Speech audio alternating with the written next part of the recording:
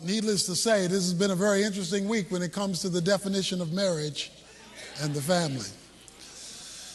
I know a number of you saw me do interviews on CNN trying to defend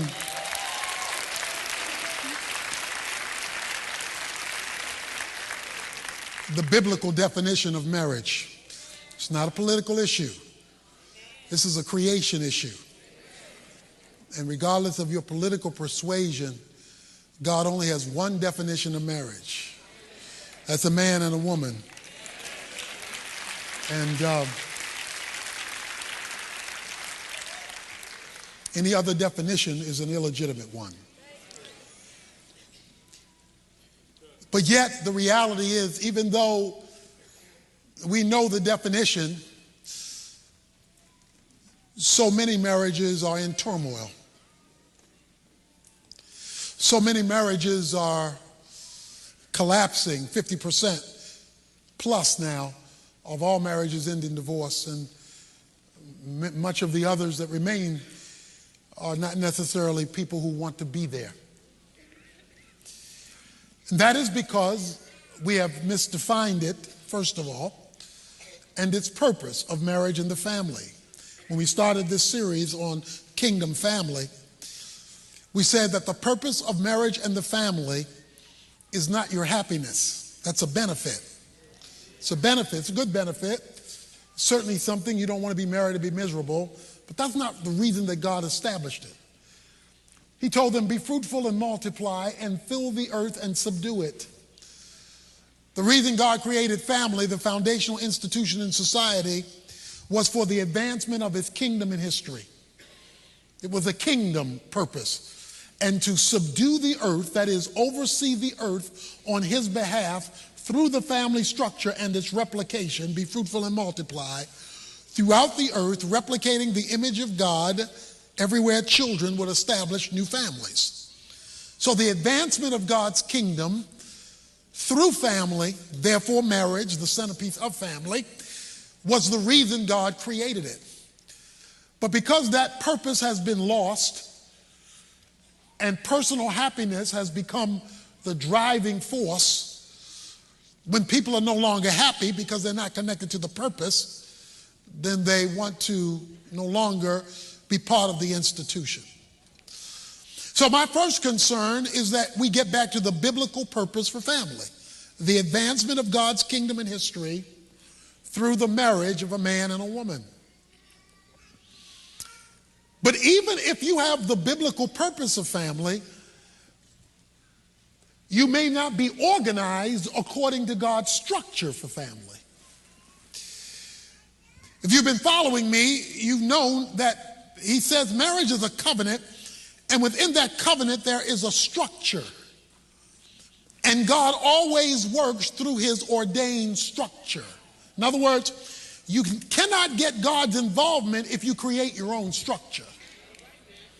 So God has a structure by which this institution in history is to operate. And as we said to the men last time, because God always starts with the man, is if the home is out of order, we have to first ask, is the man out of alignment? Is the man out of alignment? When we talked to the men yesterday, we left one overriding point, and that is dominion comes through subordination. If a man is not subordinated to Christ properly, then Christ is not free to work to him, through him, and in him for the management and ruling of his domain. So the alignment of the man is critical. It's foundational, and it's first. But today we want to talk about the alignment of the woman, the wife. When Satan came into the garden, he went to Eve, not Adam, on purpose. He went to Eve because he flipped God's order. Instead of going to the man, he went to the woman. Eve became the leader of the house. Adam became the passive responder. Roles got flipped, all hell broke loose. Whenever roles get flipped, you don't have to invite the devil, he can invite himself. When we are out of alignment with God, when we're out of alignment in our roles, the devil has freedom because he knows God only works inside of his alignment. So he creates disconnections, he creates alignment confusion.